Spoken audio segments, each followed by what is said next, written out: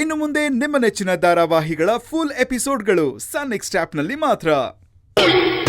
ರತಿ ಅವ್ರೆ, ಬೇಜಾರ್ ಮಾಡ್ಕೋಬೇಡಿ. ಎಲ್ರಿಗೂ ಒಬ್ರು ಟಾರ್ಚರ್ ಕೊಡೋರು ಇದ್ದೇ ಇರ್ತಾರೆ. ಅವ್ರನ್ನೆಲ್ಲ ಮೀರಿದ್ರೆ ಅಲ್ವಾ ನಮ್ ಜೀವನ ಚೆನ್ನಾಗಿರೋದು.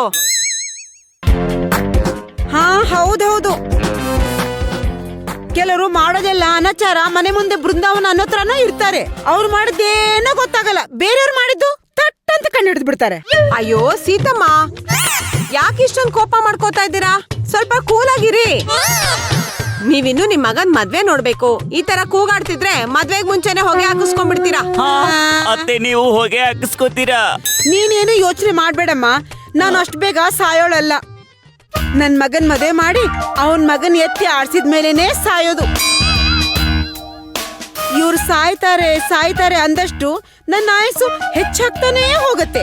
ಅಮ್ಮ, ಅದೆಲ್ಲ ಯಾಕಮ್ಮ?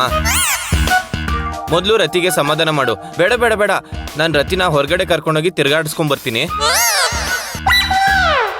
ಅವ್ರಿಗೆ ಚಾಕ್ಲೇಟು ಐಸ್ ಕ್ರೀಮ್ ಅಂದ್ರೆ ತುಂಬಾ ಇಷ್ಟ. ಹೊರಗಡೆ ಹೋಗೋಣ ರತಿ. ಹೌದು. ಬೇಡ ಬೇಡ ಬೇಡ ಬೇಡ. ಇವಳು ಚಿಕ್ಕಮ್ಮ ಫೋನ್ ಮಾಡ್ತಾಳಂತೆ. ಅವ್ರ ಜೊತೆ ಮಾತಾಡಿದ್ಮೇಲೆ ಆಮೇಲೆ ಎಲ್ಲಾದ್ರೂ ಕರ್ಕೊಂಡು ಹೋಗು.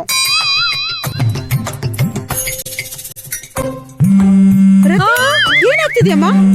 ಅದು ನಮ್ ಚಿಕ್ಕಮ್ಮನ ಫೋನ್ ಬರ್ತಾ ಇದೆ. ಅದು ನಿಮ್ ಚಿಕ್ಕಮ್ಮಂದೇ ಫೋನ್ ಅಂತ ಹೇಗ್ ಗೊತ್ತಾಯ್ತು? ಒಂದ್ ನಿಮಿಷ.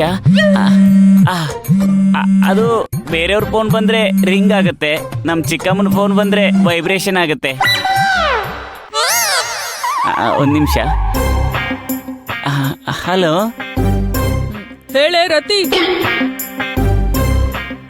ಏನು ಹೋದ್ ಕಡೆ ನಿನ್ ಕಿತಾಪತಿ? ನನ್ ಸೊಸೆ ಬಗ್ಗೆ ಇನ್ನೊಮ್ಮೆ ಈ ರೀತಿ ಮಾತಾಡಿದ್ರೆ